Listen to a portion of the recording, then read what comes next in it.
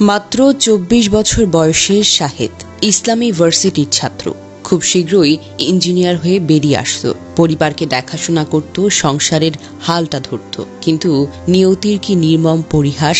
যে বাবার ছায়ায় নিরাপদ থাকার কথা ছিল, সেই বাবার হাতেই বুকের ভেতর ছুরি বসে ঝরে গেল শাহেদের জীবনে।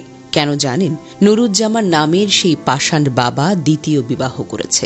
তার প্রথম স্ত্রী তথা শাহেদের মা আপত্তি জানালে তাকে চুল ধরে মারধর করছিল।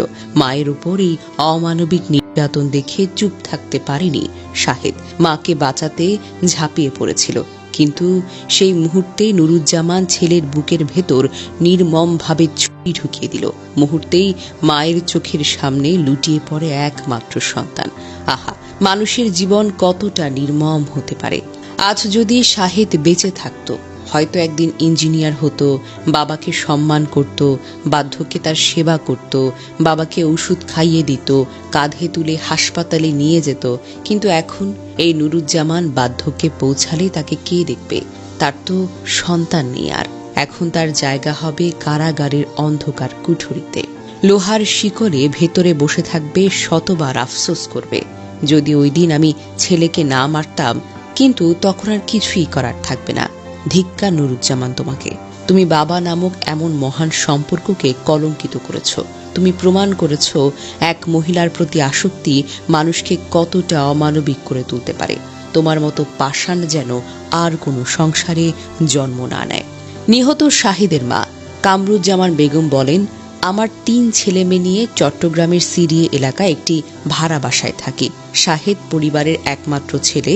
আমার স্বামী মোহাম্মদ নুরুজ্জামান সৌদি আরব থাকা অবস্থায় সিলেট জেলার এক মহিলার সঙ্গে দীর্ঘদিন ধরে সম্পর্ক করছিলেন। মাত্র 20 দিন আগে আমার মেয়ের বিয়ে হয়। আমরা যেহেতু চট্টগ্রামে থাকি, ফলে গ্রামে ঘর ফাঁকা পড়ে থাকে। এই সুযোগে শাহেদের বাবা আরেকটি বিয়ে করে বউ ঘরে তুলে। এই খবর শোনার পর আমাদের মাথার উপর যেন আকাশ ভেঙে পড়ল। সাথে সাথে আমরা চট্টগ্রাম থেকে মিরসরাইয়ের উদ্দেশ্যে রওনা দিই।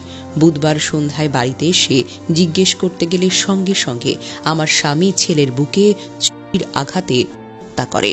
নিহতের খালা নূরজাহান বেগম বলেন, নুরুজ্জামান মঙ্গলবার দ্বিতীয় বিয়ে করে বাড়িতে নিয়ে আসেন। বিষয়টি জানতে পেরে বুধবার বিকেলে এলাকার গণ্যমান্য ব্যক্তিবর্গকে নিয়ে ওই বাড়িতে যাই। সেখানে যাওয়ার পরপরই নুরুজ্জামান আমার বোন কামরুজ্জাহানের মাথার চুলের মুঠি ধরে। তখন শাহেদ তাকে বাঁচাতে গেলে তার বুকে মারেন নুরুজ্জামান।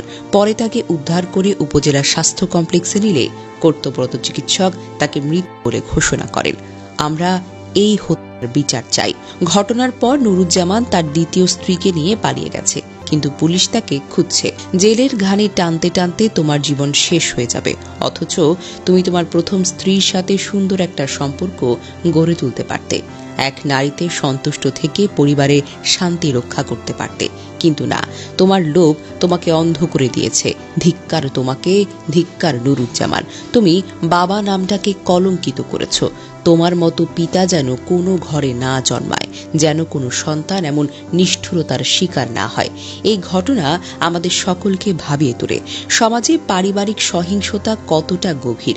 দ্বিতীয় বিয়ে বা আসক্তির নামে কত পরিবার ধ্বংস হয় জানেন?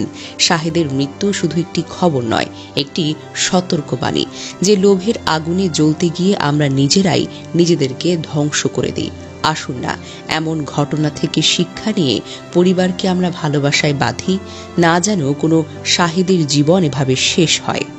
ঘটনাটি চট্টগ্রামের মিরসরাইয়ের উপজেলার মায়ানী ইউনিয়নের পশ্চিম মায়ানী এলাকায় 10 সেপ্টেম্বর 2025 সন্ধ্যায়, যা দেখে স্তব্ধ হয়েছেন গোটা এলাকা। এক মুহূর্তের আসক্তি, এক নারীর লোভ, সাময়িক সুখের মোহে ভেসে গিয়ে একজন বাবা নিজের সংসার ধ্বংস করল, নিজের সন্তানকে কবর দিল, নিজের বার্ধক্যকে শূন্য করে দিল। এই ঘটনা শুধু মিরসরাই নয়, পুরো জাতিকে নাড়া দেওয়ার মতো। আজ আমাদের একটা প্রশ্ন, কোন বাবা এত নিষ্ঠুর হতে পারে?